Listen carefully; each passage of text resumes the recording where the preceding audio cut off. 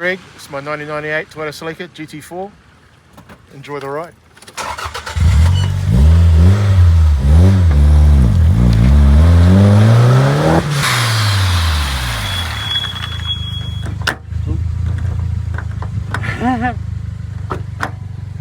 There we go.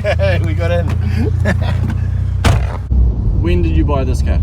I got this car in 2017 now. Yes. So I swapped an old 165 for it, and the journey kind of began then. I'd already liveried the car in the classic Sega Rally livery for the previous owner. Yes.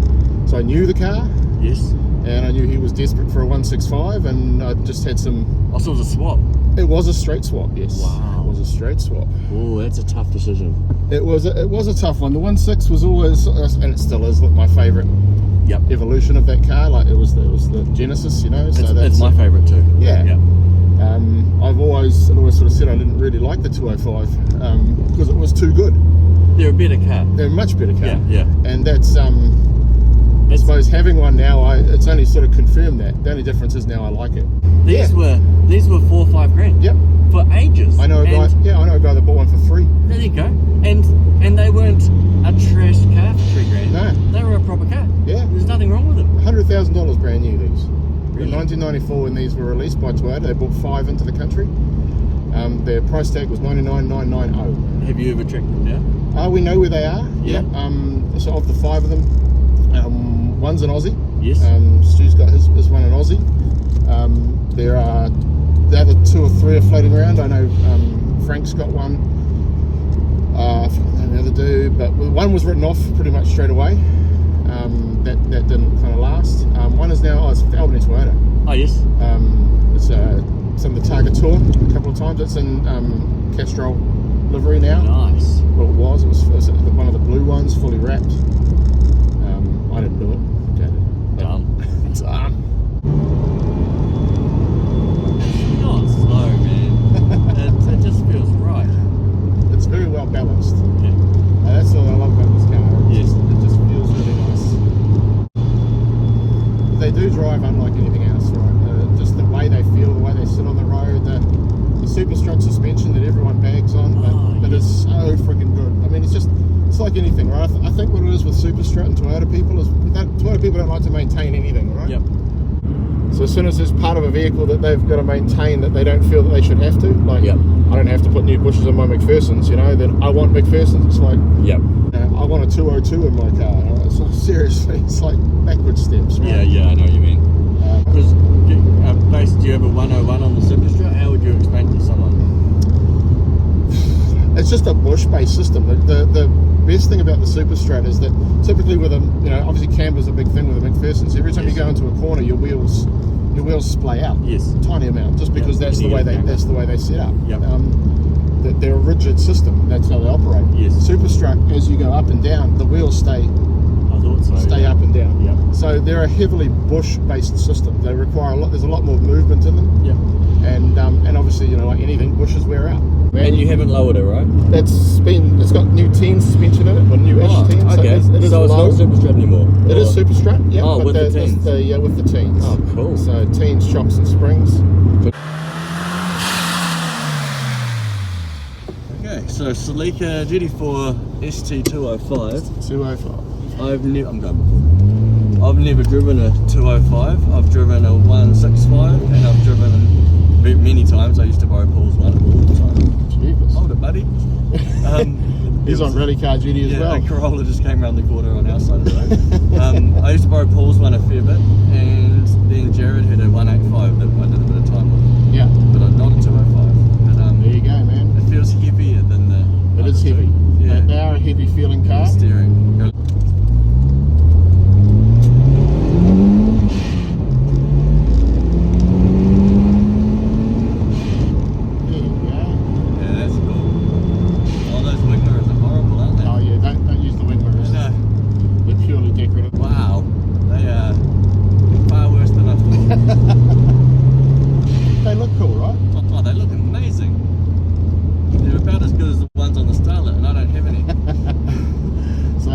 replica of the TCE car. Yes. So that means the left-hand one is bigger than the right-hand one, because all the rally cars are all left-hand drive, obviously. But a fact we only found out when we went to change the glass in them and made two sets the same, and one didn't fit.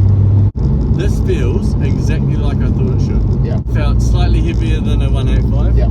And yet a bit more planted. And I don't mean heavy in a bad way. I mean it feels heavy as it is a bigger, heavier car. Yeah, true. And it has that part of it too, is the whole cockpit feel that it has is all very heavily based around how that encapsulates you and makes you feel. It feels a lot more closed in. Yes. Which I think it gives it a feeling of weight. It's very SW20-esque. Yep. This, like how the MR2 brings everything to the driver. Yeah. And the stereo and that. Yeah. So passenger here, I've got kind of nothing. I'm reminded that I'm just supposed to sit here and shut up. Yeah, you're meant to read the notes. Yeah. I do like the lower fab as well. Do you? Yeah. That's the one thing I'm over. Honestly. Are you over it? So over it. Yeah. I think I like it because they don't exist anymore. Yeah. And it's that novel. It is kind of period right, I guess, in that sense. But you're holding on to a little bit of uniqueness there too, man. Oh yeah? That steering wheel is the only one in the world. Like Really? That. Yep. It's completely custom. Is that 100% who did that? custom made. So that was through Timmy with the Focus, RS Focus. Yep. So Star Garage, I think he calls himself. Star. Left. Left here, bro. So that's modelled off a Toyota 86 wheel. Oh yes. It's all carbon and it's at the bottom flat and all that sort of stuff. So it's gives you a nice bit of feel. Yeah, no, this is absolutely wonderful. It's like when I said it was exactly what I expected. That wasn't a negative. I expected it to be. They're different, man. These you get in these and they are and do feel different. You drive a Rexy, you drive an Evo. Yep. All those experiences are, and it's not again not about. They're kind of the same though, right? You hop in either one of those and they do have a similar sort of feel. I mean, Subi, you get a much better build quality, but in terms of the way the car sits and performs and does what it's supposed to do. Yes. I never thought I'd be a Celica guy, right? And I was actually, like you say, I had Nissans, man. I had Skylines, R32s. I was all about that Nissan life, man. I couldn't see myself doing anything else. No, if it wasn't rear-wheel drive, it wasn't a car, right? Yeah, exactly. Yeah. If it didn't just go like that. Yeah, exactly. Yeah. Then what's the point, right? I got into these, me and my brother. I sort of looked at them in the past and never really wanted to push the button on one, but my brother rings me up one day. He goes, "Oh man, I've just seen this GT4 on." I think Trade Me was around there. I think we were in that was sort of area. 165. Actually, that was pre-trade. Bro, it would have been Trade and Exchange. It was Trade and Exchange. Or something Yes. like Fucking old. that. Old. Yes. Old, bro. So old. I wanted to say Trade Me because that makes me. No, it's Trade and Exchange, man. 20 years ago, then, right? Yeah. And he rang us off. This is a 165 on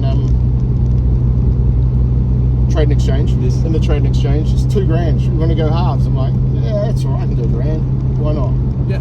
No, this is my 7th one. I've had 7 of these. Oh, you have a similar addiction to me. That's fantastic. This is number 7. The first one, the very first one, I mistreated really, in the sense that I got a company car, and then I put it out the back of where we stay now under a car cover for 6 months. I just remember pulling the cover off it after 6 months, just going, oh no. It's amazing what happens under a cover in 6 months. That's not the car I put under there. Yeah. It was. Did the interior go mouldy? No, interior wasn't too bad, but it was just the rust was just unbelievable. Yeah. There was a sunroof one too. Oh yeah. So that wasn't nice. Tried to fix it up, bought another shell. Okay, so that was number 2. That was number 2 and 3. Yep. Then went 185 for a bit, had a couple of 185s. Then went back to the 1.6 and then into this one. Yep. Why a Celica GT4? Why a Celica GT4? That is an incredibly good question. Look, it's something I evolved into. All right, it's not something I necessarily set out to do. I discovered these things by accident. This is number 7. Number 7. So number 7, my first 205. Yes. 165's obviously what started the passion in it, and I've had 1.8s as well. But this is the first 205 I've had. Had this one about 6 years now, and yeah, I love it. It's a really cool car. It's just a good bit of fun, right? Yeah, it is. It is a neat car. But yeah. I never thought I would be a Celica guy.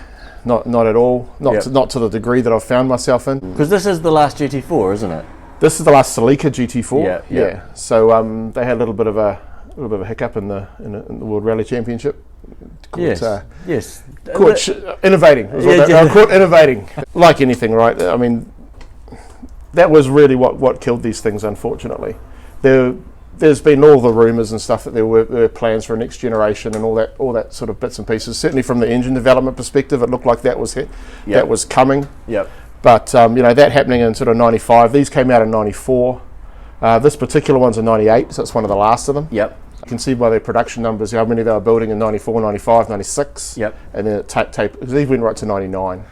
And that's, to be fair, that's a big part of what this is. I mean, it's a lump of metal, right? That's really all it is. But it makes me feel young. Yep. Like it's doing things like gumboots. Yep. It gives us that freedom to go and do things that, I mean, you can look at it and say everything's just a car, right? It's just a mode of transportation. Yep. But to go and I mean, as we've spoken about, Gumboot's huge for us. Gumboot's made a real tangible difference in our lives, and I mean, credit to you guys for what you've done with regard to that. Yep. To create an event that has that, but to be able to just go and do that and not have to think about it necessarily, like it just, that's what this gives me. If I go something else, is that going to give me that same feeling? It might be newer, better, safer, all that sort of stuff, but I don't know. If you're going to go out, that's not a bad way to go, right? No. I did a couple of days at Pookie in this thing. Yes. And that was awesome. Was it timed? Yeah. What time did it do? I got it to a 129. Mm-hmm. That's with the chicane on the back straight? Yeah, with the chicane. So Rob Wallace he came down for a driver. He got to a 124. So V8 Super Tourer driver got it to 124. Wow. So I was pretty happy with 5 seconds off that. I'm pretty pleased with that. Very happy with that. What's your favourite mod on this car that you've done? What's my the one that makes mod you is the steering feel wheel. warm and fuzzy? I love the steering wheel. Yep. The steering wheel is pretty unique. I mean, that's my connection with the car. The car's not heavily modded. I've again been there, done that, right? Yep. This thing's stock. When we rebuilt it last year, it was all about keeping it stock. Yep. Because I want that reliability. Did the motor come apart? Motor hasn't been broken, no. Okay. So the motor's still sealed. So it's still factory Toyota head gasket. Yep. Give it the best possible opportunity and still keep it usable. Keep it and make the difference it's made is just. I mean, you drove it today. It's fast. It's quick. It's responsive. That turbo, the CT20B is just an awesome. So it's an upgraded turbo? No, standard. Okay. Standard turbo. Because these don't have the cheetah restrictor on them, because the restrictor's not in there. That was a rally thing. That was all about parity across the group and that sort of stuff. Because these were heavier than their opposition. They were, They're heavier than just about everything. I think they're heavier than this boat we're sitting next to. How much does it weigh? Do you know? I'm not sure what their curb weight is, actually, but they're not a light car. Yep. Right. They're and especially compared to their predecessors in terms of a rally car. Yes. They were not built light. There'll be reasons for that, I guess, that the Boffins would have had at the time. But from memory, they did really well in the African stages. Yeah, they from memory. This car when it came out was, it was pretty much dominating everything before it was caught innovating, which that's the line we're going to stick with. Yeah, I like it. Right, and that's and the rules didn't say the restrictor plate isn't allowed to move on boost. Well, when it was sitting in situ, scrutineering, it was fine. Yeah, it was absolutely fine. Yeah. I was using this as my work car. Yep. I was transporting vinyl around in this thing. You know what I mean? And it was a pain in the ass, but it was fun. Yeah, of course. Loved using it every day. And everywhere it goes, it gets people smiling. And I mean, that's a big part of these two, like the nostalgia that it brings up. Every time you stop, you're having a conversation with someone about it. I used to have one and I wish I'd never sold it, and it's good to see it out and all that sort of stuff. But with the race car look too, right? I mean, park up and kids see it and point at it and mate, they lose their minds. You sit in it, hold the wheel and get mum to take a photo, all that sort of stuff, man. That's mega. I do love the whole scoop. The cam cooler. Yeah. Oh, is that what it is? It's a cam belt cooler, yeah. So on the WRC ones, the early ones, they had a attachment that went down on top of the cam cover, and so it sucked air down onto that. Wow. Only problem is if something goes in that, Yep, it puts it on there. you're in all sorts of strife. So that would be the RC, right? No, so it's called the WRC in these ones. Okay. The RC was the 185. Yep, okay. No anti-lag in that, but when they released these, they put all the anti-lag piping in. They had the intercooler sprayer, all the other bits and pieces that. I mean, engine-wise the same. They're not that much of a different car. You can't necessarily visually tell them apart, but in 94 they had the riser blocks. So the riser blocks in the rear wing were all part of that. Yep. The little spoiler on the top of the bonnet there. Yes. Which they introduced when they went to the alloy bonnet in these. So the RC, the 185 RC has a steel bonnet, still the same look. Yep. Went to an aluminium bonnet on these. They put the wing on the back of it because they were finding with the earlier ones, especially too, they were fluttering.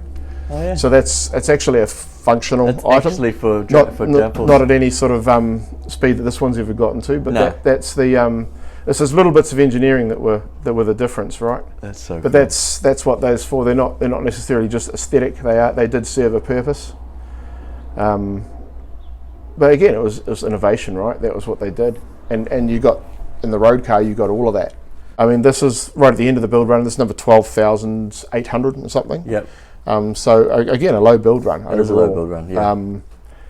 Whereas, look at the Rex in like 1995, they made over 100,000 units, right? So there are only 26,500 of the 165 made, 26,000 of the 185 made in all variants, and only about 12 to 15,000 of these made across all. So that whole build run, 1994 to 1999, was less than what Subaru did in 1 year. Yeah. So that's why these cars are, and they were expensive, right? So you had to choose one of these over a Rex. Yeah, you had to want over the Toyota, over really. an Evo. Yeah. And they're not as practical. They're not not. a four-door. No. They're a coupe. They're not a sedan. Yeah. Very different car. Very different car. Arguably, they missed the mark. Let's be fair. I would agree with that. Yep. In terms of a car they could sell, Yep. they missed the mark. But I think what they were building a car to win the World Rally Championship. Yes. And the 165 was proof of that. Yep. That's what they just took one of those. That's the best thing we have at the moment. Let's see if we can make it a WRC car. And then Yep. you've got the 185, the most successful, arguably one of the most successful of all time. Yep. That was just perfect. I mean, Yep. I don't think they cared if they sold any of those. You get them on the loose stuff, and you soon feel it on the loose stuff. You're driving something that is very, very capable in that sense. Like, I love the gravel sections on Gumboot because this thing just feels so planted. It's so well balanced, it's so well set up. All stuff that you can't really explain to someone until they've actually driven it and understand it. And because I never got it until I drove one of them. Then once you're in, you're hooked. Yeah. Money's not an object. What car is sitting right here that you use the same as this? It'd be a Porsche 911 GT3. Yep. That was what Yep. But that's what I'd have. Why? I'd love a Porsche. Porsche to me is the supercar equivalent of a Toyota in my feel. Sure. It's something that you can get in and pretty much use every day. Yep. Within boundaries, obviously, but compared to any other hypercar, supercar, or anything like that, that would be. It's got everything. It's got the pedigree. It corners well. It drives well. It doesn't. It's not same as us. Not necessarily the quickest thing out there, but just fun. I mean, why has that shape lived so long, right? Yeah, true. There's something to do with that. Why does it have its own racing league? Why is there the passion for it? Yep. I've always loved Porsches, sort of dream car, if you like. I mean, everyone has their birth year car, right? If you're into that sort of stuff. Yeah, I am. I'd love Bandit. Yeah. So 1978. Yeah. Pontiac Firebird. Yeah. 100% black T-top, 6.6 litre. Yeah. Big gold bloody eagle on the bonnet. Yep. Just girl jumping in the roof after running away from her wedding. The whole lot, eh? the whole thing. Yeah. I'll get a mustache. there you go. Everything, bro. But that would be, so between those two there would be the sort of pinnacle. 19-year-old Greg is going to buy one of these. Yep. What's the advice you give to him about buying this car? Get 2 or 3 of them and put a couple aside. Okay, I'll change it slightly. A 19-year-old now is buying one of these. What's your advice? Keep it as stock as possible. The temptation is always, and I've seen it with the 19-year-old kids that are buying these now. This is not a car that you make the quickest thing on the road. This is a car you get in and you enjoy and you have fun with it in other ways. Find other ways to have fun with it. You want to go fast, go kill something else. Yeah, go buy a Golf. Yeah, exactly. Just get one. I don't know, man. Get one. This car they don't exist like this anymore. Yep. They just don't. Keep it stock, use it, enjoy it, do Gumboot rallies in it, do lots of Gumboot rallies in it, because you owe it to your car to do a Gumboot rally. They're not the car to buy if you want to modify something. One, but there was such a low build number. We spoke about build number earlier. Yep. There's no aftermarket support, really. Of course, because there's so low numbers. Yeah, very, very unsupported. You know, you get everything in the world is off the shelf for a, you know, Evo or Rexy or anything like that. This is probably in the same sort of realms as Escort Cosworth in terms of part aftermarket I never thought availability. About that. Yep. Like that's why you have to get custom made stuff for it, because there's nothing you can really buy. There are some limited places that do support the mark, but globally, maybe 10, 20 places have stuff that support these cars. And to be fair, they support them well. Yep. Globally, we are well supported. We're lucky in that sense. But if you're going to do that with a well-supported car. Do that with a Rex. Do it with an Evo. Do it with something that you can just go and buy what you need. It all just plugs together and goes, and you don't have a car sitting in your garage for 20 years because you can't do anything with it. You've pulled it apart, and then you get it to the point you can't put it back together again. They hate to sit around. These cars do not like sitting around. I suppose with all the bushes and whatnot as well. They just die. Yeah. They're a big car to bring back from extinction in that sense. Yep. That's why, you know, this car with its Ks and why it still goes as it goes. Its whole life it's been used. Like you look at its car jam. Yep. It's just progressed. It's never had a big time that it's been off the road. Yep. Some other ones, and again, the 165 that we first bought was off the road for a long time. Tried to bring that one back. Just gremlins, eh? It's too big a job, man. Yeah. And you're constantly fighting. Yeah, and you never ever win. My car's one of them. My car sat off the road for a long time. And it's very apparent. Very apparent. Well, you had that just start it, right? You had turbo and you had four-wheel drive and you had all the other bits and pieces on top of that again. And a whole lot more electronics. Think of the gremlins, and that's what it boils back to, man. You just, if you're 19, you're gonna buy one, use it. Okay. Don't modify it. Just use it, enjoy it, love it, because that's what they're about, man. This is a car that'll put a smile on your face all the time. Thank you. That was really cool. I thoroughly enjoyed your car. That was cool. I'm glad you liked it.